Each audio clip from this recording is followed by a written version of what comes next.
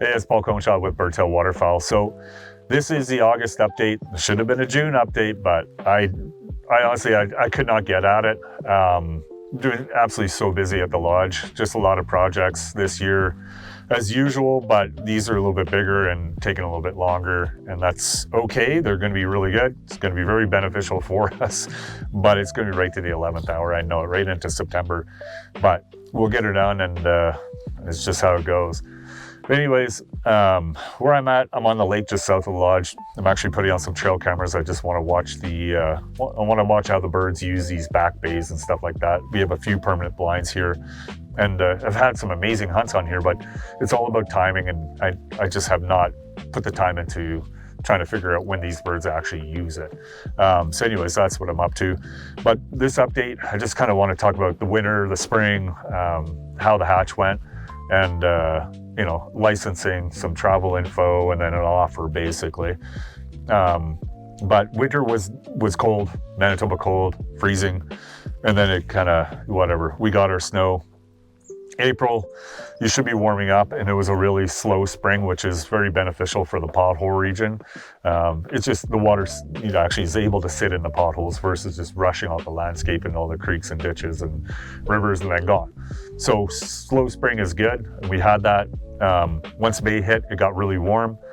Farmers were able to get their crops in fairly quickly. From what I understand, it was just like a textbook spring for everyone.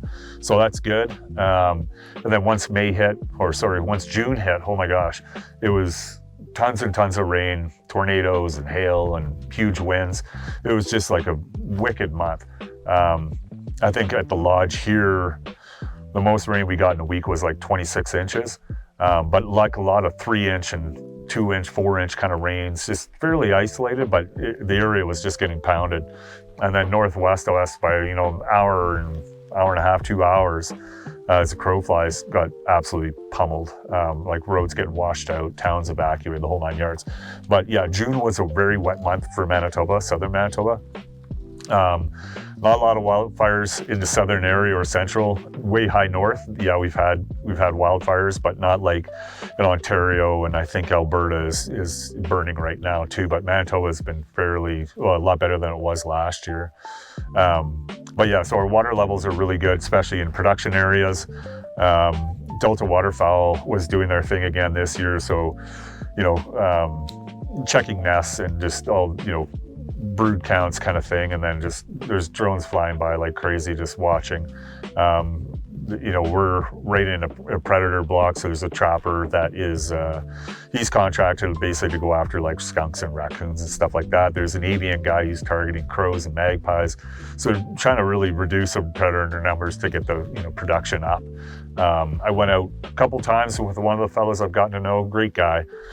He's doing his PhD, but on blue wing. So, basically finding a nest and then monitoring it with drones, and then going in, and then actually catching the hen and banding her, and then putting like a little nose cap on her and a radio transmitter on her back. And then, yeah, it's very, very interesting to watch. A lot of work, a lot of bugs, a lot of sweat. Like they're very passionate people, and thank God, because they're getting great data. So, and this is kind of where a lot of the information that you read, how the hatch went, it's from these pothole regions, and Manitoba is a real famous one. It's real potholes, and it's a real high production area, and we're extremely lucky to be able to have a hunting lodge right in the middle of it. Like some of these nests that we were checking were 200 yards off our fence in the alfalfa fields.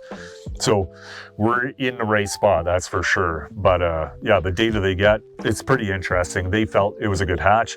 They felt that, even once the hatch, was hatched, and now there are birds kind of going into the, these potholes and these lakes and stuff like that. With the volume of rain that we had, there was so much good, I guess, brood water, like water for them to hide in that's shallow and warm, and it's got good feed in it. But even just me being on the lake today, yeah, there's broods everywhere. It's really neat to watch. Like, I think I've seen probably 10, 15, canvasback broods, and that's kind of, you don't see them all the time, but this is the most I've seen in a long time. But anyways, hatch, yeah, I think is good. We'll see once the fall hits. But yeah, it feels good. We got water, which is so important. And then at the lodge, yeah, a lot of equipment changes, new trailers, sold old trailers, just kind of turning them over as they wear out. But kind of modified a couple open trailers for putting track quads in. So targeting potholes and stuff like that might be a little bit easier, but it's actually this year with the, I'll show you this. With the volume of water we had, I'm just more or less kind of talking about crop and water competition. But so this is like a coon tail, so it grows in these potholes. So lots of feed within them, and but usually there's like a million shrimp in on it. If you're a fly fisherman, you call them scuds. But I think with the volume of rain that we had, it actually kept the water temperatures down, so your invertebrate numbers weren't super high. And I know the last couple of years, summers have been really hot and we haven't had a lot of rain. So basically you get these big shrimp blooms. And last couple of years on ducks, it's been this water to water pattern that we've watched, especially in the afternoons, which makes you want to scratch your eyes out when you're sitting in the fields that you watch them be in the morning. And they do, we're going to go water. Well, they're just chasing the protein feed in the water. So this year with, I think the water temps a little bit cooler, especially early on in the summer, the scud count looks way down. I've checked quite a few potholes, and then all this lake, it's saying the exact same thing. So I think our patterns are going to be a little bit better in the fields. So we got great crops and low scud counts, I think, in the water. So it should be a good year for ducks, that's for sure, because that's usually the Achilles heel to them is just the protein content in the water holes. But anyways, yeah, so running a couple different trailers with track quads and, going to target water a little bit differently than we have in the past. But I guess licensing. So Manitoba e-licensing is like our vendor for online licensing here in Manitoba. Our premier ended up going with, like, in essence, a new provider. So a new host for Manitoba e-licensing, and they've changed a few things, but not a lot. The framework of it looks the exact same, the way you maneuver within it. But if you've had a Manitoba e-licensing account in the past, what you got to do, and you don't have to log into it if you already have your Manitoba e-licensing ID number that I will need. But if you want to log into it, kind of reestablish your account, basically what you got to do is you got to hit a link that says, so you go to the Manitoba licensing website, there's going to be like a little blue hyperlink that says create your account. Even though you've already done it, you hit that link, and then there's going to be another one where it says sign up now. You've already done that in the past, but you got to do that to reestablish your account. If you have not had a Manitoba e-licensing account, so you haven't bought a license in Manitoba in the last 4 or 5, 6 years, you got to do the create account, and it'll walk you through in a different step. Kind of, there'll be a different option other than, sign up now. So if you haven't had one, go through that process. Basically, at the end of the day, if you're from the States, I'm going to really need your Manitoba e-licensing account number or ID number. And if you're a Canadian resident, you do the same thing. But you go into the website and you purchase your Manitoba waterfowl license. If you're from the States or from another country, basically in Manitoba changed the way waterfowl is managed in the province. So I'm now allocated X amount of say foreign resident licenses. So I will go and purchase your license for you. I'm allocated kind of thing. So you can't do that. So if you're from the States or another country, don't even go into the website and try to purchase a license. And if you do purchase a license, you're buying the wrong one. So let me do that. So basically how I'm going to get your Manitoba licensing ID number is through a form on our website. So you go to birdtailwaterfowl.com and you'll see there'll be a bunch of tabs on the bottom of the website. Once you go into it, and you'll see there's one for licenses and permits. Click that, and then about the middle of that page, it'll say trip information form. That's the one I need you to fill out. So click on that. It's going to ask you for your name, your birth date, address, dietary restrictions, health, emergency contact number. It's going to ask you for Manitoba e-licensing account number. Make sure you get it right, because that's how, if you're from the States or another country, I'm going to go and purchase your Manitoba waterfowl license for you and have it ready for you at the lodge when you arrive. So yeah, do that. And then it's going to ask you for your Canadian federal migratory game bird permit, which is the stamp. So you're going to have to, there'll be a link on this email, but there'll be a link to purchase that. So go purchase that online, print it out, have it with you. And then when you do your trip information form, just write down that number that is on that Canadian federal stamp. I will need that because basically the birds that you shoot, we process, and I make these little mailing labels, and they'll have both license numbers and your name and address, date of kill on each bird. So it's like that trip information form is mission critical to me.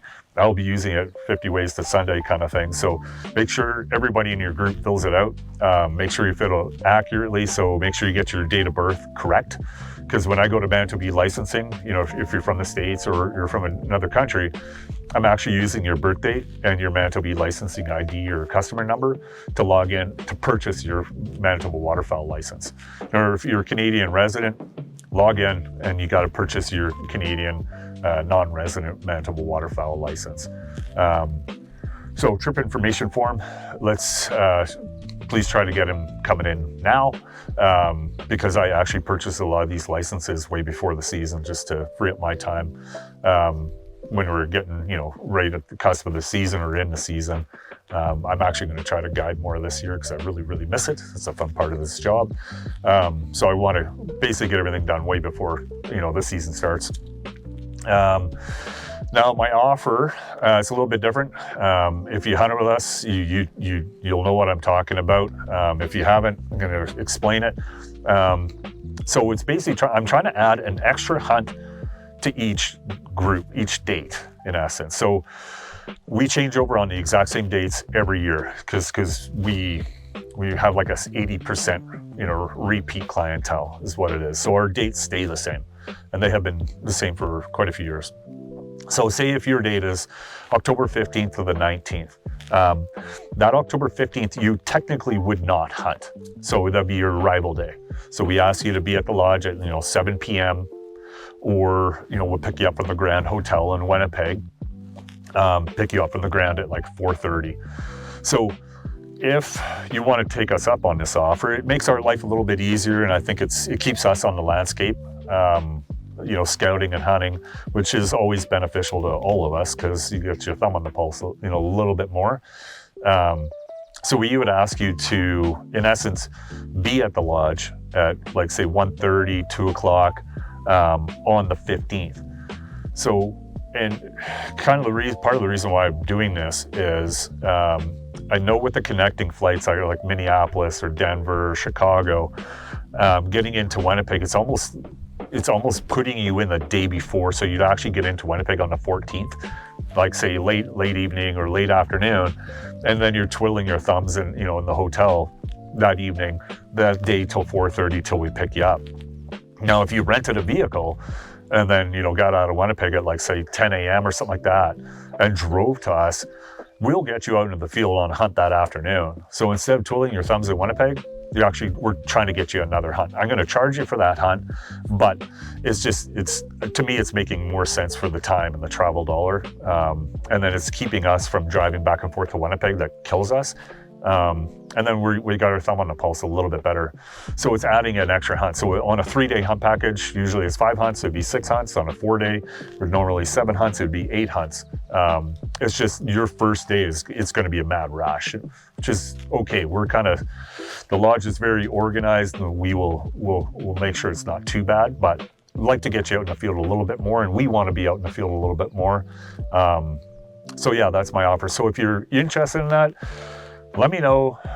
Send me an email, a text, or whatever. And it's like literally you're going to be renting a vehicle and driving to the lodge. So from Winnipeg, our drive time is 3 hours. So kind of do your flight bookings accordingly or leave the hotel accordingly kind of thing. We use Enterprise rental cars. If you want to use them, let me know. I can try to help you out. I'll put you with one of the agents that we use. I've had very good luck, been with them for almost 30 years now. What else? Yeah, I think that's about it. I guess this is more or less for the people that are coming, but if you're not scheduled to come with us and you do want to book a hunt, let me know as soon as you can. Like I said before, it's like 1 to 2 years out for bookings. We do have basically a 80% repeat. And then I'll take in deposits for that 20% kind of thing. And as we get an opening, at the lodge kind of thing, if a group comes and I can't make it this year or the following year, I'll be on the phone with you and I'll let you know as quick as I can kind of thing.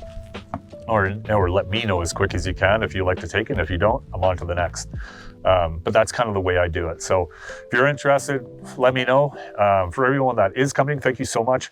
It's exciting. A lot of prep to this game if you want to do it right. And I love prepping. So we're going to knock it right out of the park this year. And anyways, thanks again. And if you're not coming up, good luck this fall. And I think it should be good. I think we should have a few more birds than we have had in the last couple. Okay, take it easy.